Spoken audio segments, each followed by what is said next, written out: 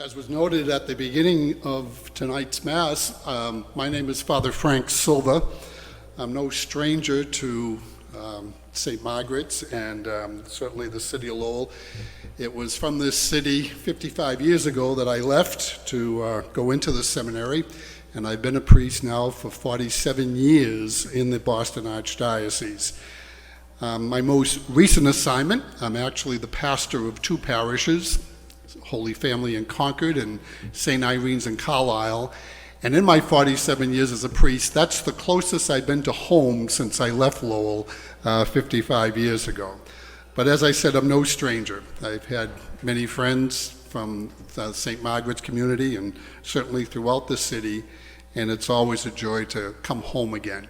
Although I will say this is the very first time in all my life, and I won't tell you what my age is on that one, but the first time in my life that I've actually been at St. Margaret's for a Sunday Mass. Unfortunately, usually if I'm coming here these days, it's for a funeral of a relative or a friend who I know. So it's a joy to be with you on this Sunday.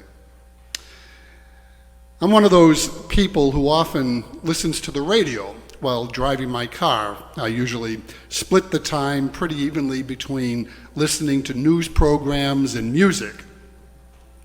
And when I do play music in the car, especially I like to tune into some of the golden oldies, I almost always turn up the sound pretty loud and sing along.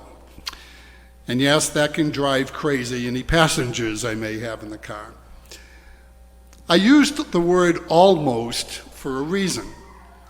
You see, I do not always have something blaring from my car's speakers when I'm driving.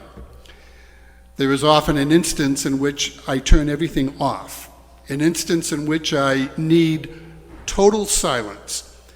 And this comes when I'm looking for something. That's right, when I am looking for something. Perhaps you find yourself doing the same thing. If I am trying to see an address on a house or a mailbox, or if I am trying to read a street sign or looking for a restaurant or a store I have never been to before, I have to turn off the radio. Or if you wish, I have to eliminate all the excess noise. Now, there are certain experts who know precisely why people like me do this. I do not know all the technical jargon behind it, but I would just call it sensory overload. Sensory overload. If there are too many things bombarding me all at once, it is hard to concentrate on just one, even when I am trying real hard. It seems strange to say, but sometimes I have to eliminate sound so I can see better. Sometimes I even have to close my eyes to hear every instrument in a song or recall something I am trying to remember. It is funny how things work sometimes. What I say to you in the darkness, speak in the light. What you hear whispered, proclaim on the housetops. Those are the words of Jesus to his 12 apostles from the gospel that we just heard a moment ago. These words provide you and me with a beautiful image, and I would add something to take to heart as we move into what some might call the more hazy, lazy, and crazy days of summer. Jesus is telling his disciples God is not going to speak to them in loud and dramatic and bombastic ways. God is not going to hit them over the head to get their attention or shout at them from on high. Rather, God is going to come to them gently, quietly, in an intimate and loving and peaceful way. They should not expect the voice of God to speak to them with great fanfare or a booming volume or from the outside. Jesus is helping them to understand that God's voice, and that means Jesus' message to them as well, will best be heard in quiet and darkness, with the lights and sounds of a busy world kept at a distance.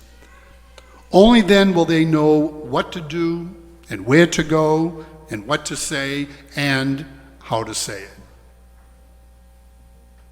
And so it is with you and me.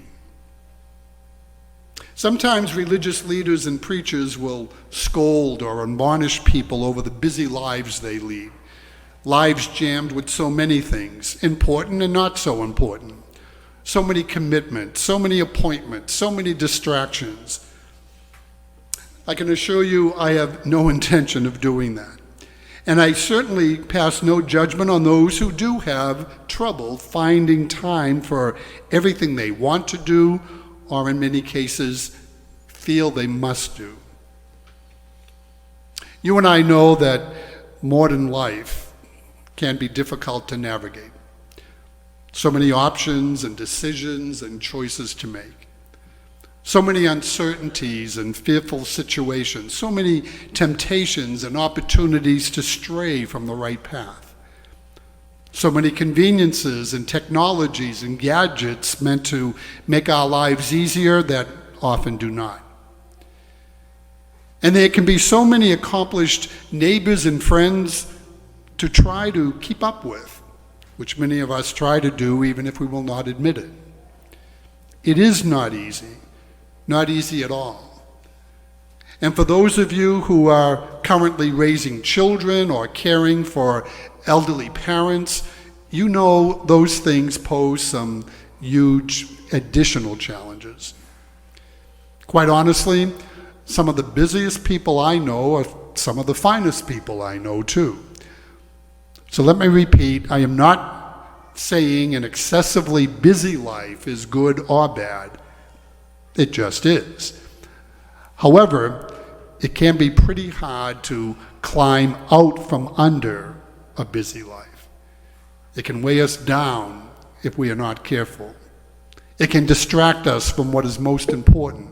Put simply, the busyness of this world and all the distractions that come with it can pose particular challenges for people who are sincerely seeking a life of faith. Men and women such as ourselves who believe in a loving God who is continually trying to communicate with his beloved creatures, with us, our God who wants to reveal to us important things we need for our journey through our lives.